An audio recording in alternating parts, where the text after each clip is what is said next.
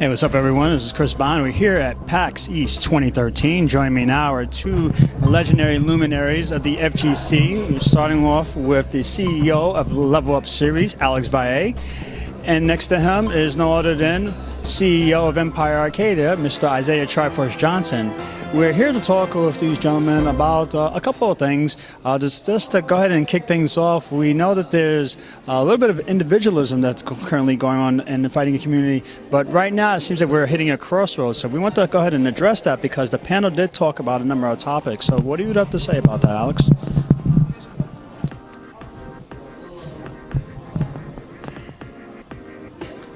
Can you hear me now? All right, so one of the things we want to go ahead and talk about is we notice that there seems to be a bit of individualism that's going on in the fighting community. So basically, what are your thoughts about that?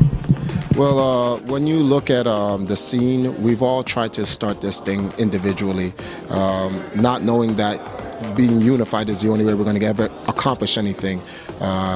Me starting Empire Arcadia, before that I've seen the prime examples of a lot of communities that didn't really come together. I've watched a classic gaming scene back in the late 80s. I've watched the PC scene, Doom, Unreal, Quake in the 90s. And there are things that I've learned from them that when I came into the fighting game community and I tried to use Empire Arcadia to formulate something, that I found out that we need to work together. Things have to be structured. Everyone has to be unified in order for there to be any long-term progress. And what those dark ages in the early 21st century, I think those are really behind us. This panel proved it. This panel had James Chen on it. It had Victor Fontenedge was his Team Spooky, it had Markman from Mad Cats. It also had Gutex from Cross Counter, and then Jabali from CEO, along with Alex Valle. And they all pretty much let everybody know that the only way this scene is ever going to come together and thrive is through communication and working together. So I'm actually glad and I'm honored to be around during this time to see that these type of things are happening, and we're only going to move forward from that.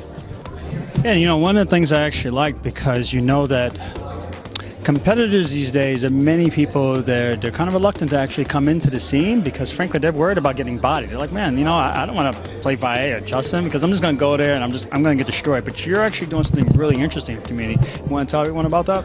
Yeah. So I come from the background of competitive gaming, meaning I play to win the game or beat the high score or beat the player next to me, right? So coming from the old school. And there are people that have the same, they believe that they have the same beliefs. But and then there's this other side, which is the people that watch you play. Even the arcades, they don't play, they're just interested. And they might play here and there, but they don't take it to our level. And I was really against that at first because I thought that, you play this game, show your appreciation in the game, get good at it, right? You're spending your money putting coins in there, why waste it? I had that mentality. But then, where we are now, there's an abundance of players and they just want to play because they love the game. And why should we segregate them?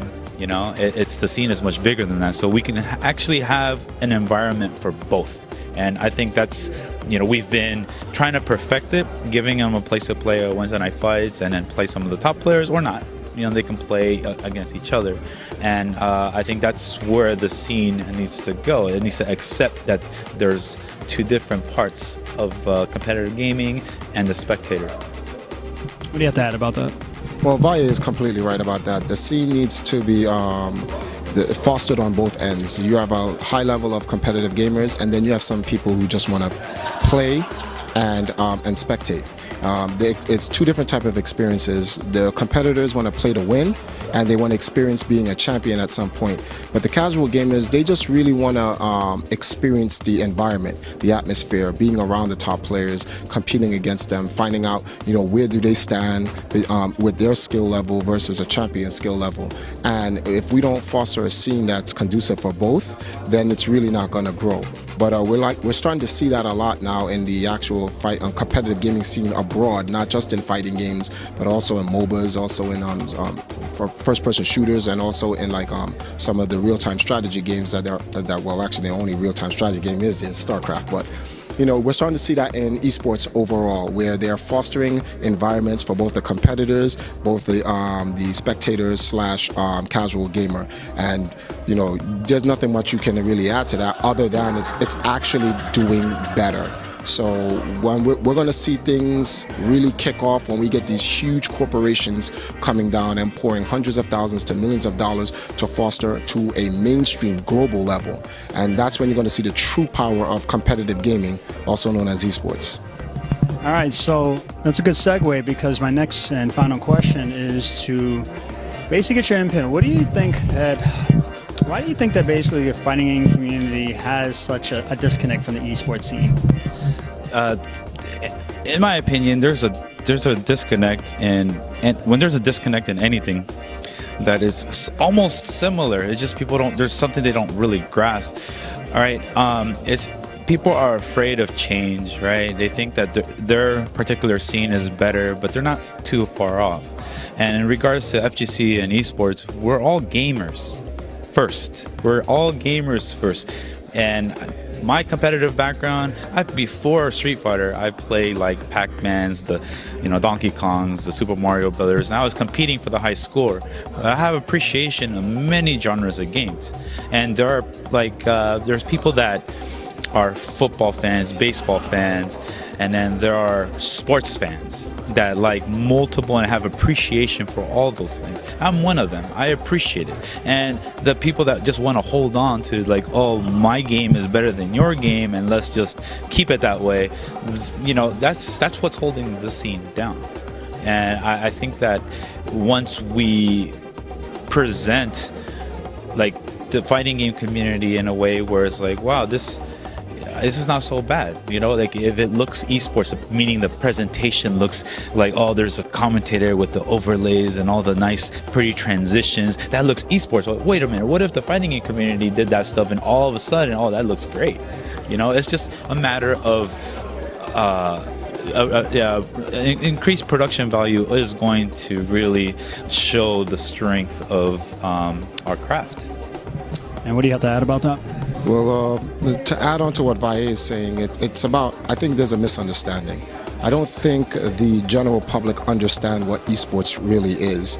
All esports is, it's a machine, it's an amplifier, it's a tool used to pretty much help boost our scene in terms of the production value, in terms of the attendance, and in terms of the quality of the event and the experience. That's really what esports is. Without esports, no one would know about what's going on with the fighting game community. Just to be very honest with you, a lot of people say, well, no, we had YouTube and stuff like that. The community can only do but so much in terms of representing their organization, representing their community, and using word of mouth to get stuff out there. But how far can word of mouth really go? It's only going to go as far as it can get to where a person is not willing to travel to your event.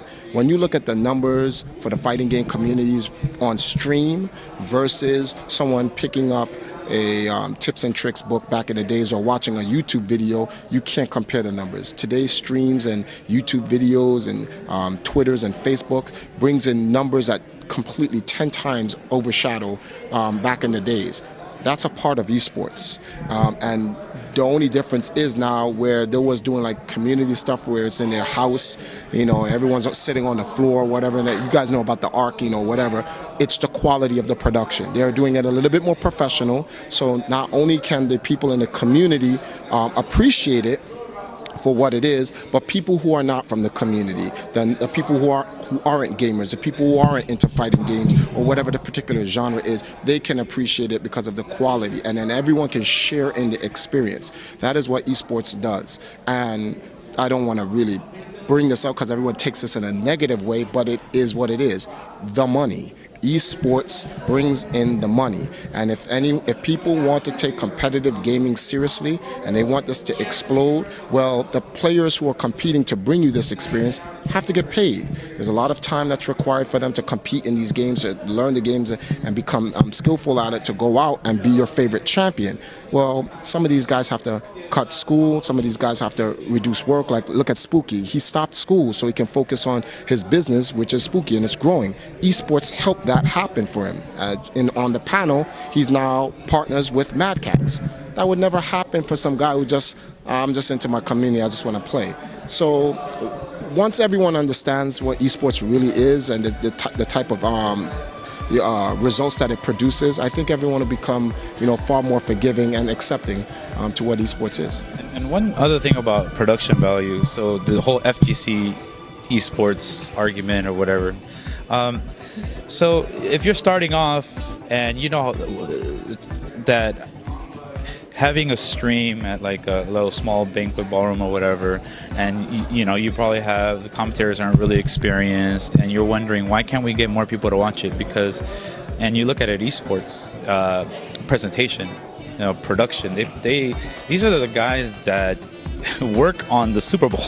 They know what they're doing. If you watch LOL, these guys are Super Bowl presentation. It's not like they're not trying. They're trying to give the game the utmost exposure than ever before, and you have to eventually turn your tournament or your whatever event that you have to tell a story about it. You have to present it well, and I think we actually at Level Up, we get knocked on it a lot, like, oh, Level Up is esports now because of the technology that we're pushing, the streams.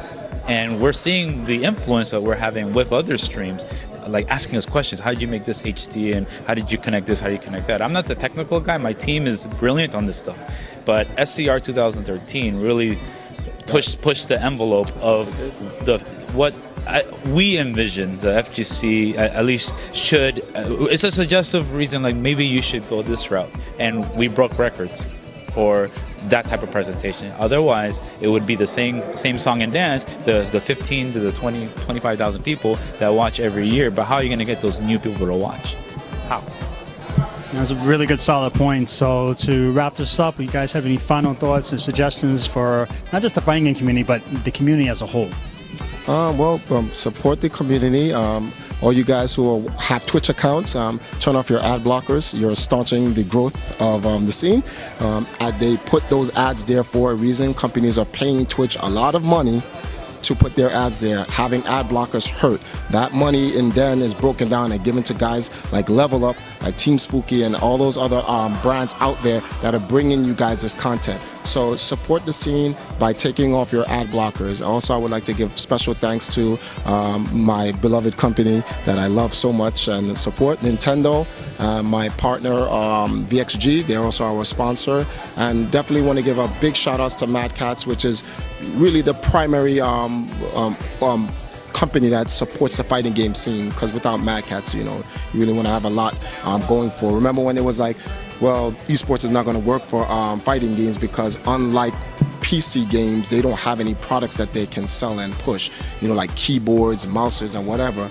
Mad Cats now has headsets, like the Triton headsets. Mad Cats have like their joysticks. Mad Cats have pads, and they also create accessory clothing for players to wear. So definitely want to say, keep up the good work, guys.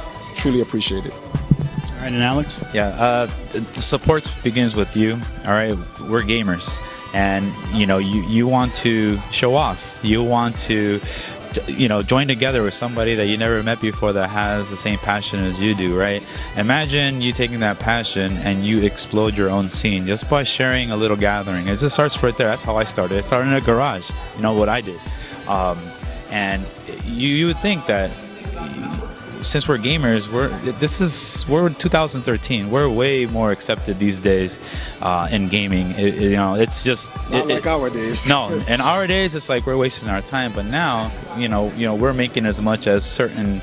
Well, I'm not gonna say, but I actually quit my day job to run Level Up, and there's a reason for that. I have a passion and I have a belief that if you do what you want to do and you have your passion, the money will come. It's just a matter of how dedicated you are to the scene, in which I am with the fighting game community and gaming itself. All right, so there you have it. We want to thank these two gentlemen for taking the time to speak with us here at Put That Back, and of course, you sure that you will see them again. Most importantly, take away this message: support your scene, support your community, and remember that it's not just about doing it for yourself. It's about collaboration. It's about growth. And if you focus on that, you focus on your passions, and you truly will and can be successful. So this is Chris Bond here. Put that back, and we will talk to you guys soon. Have a good one.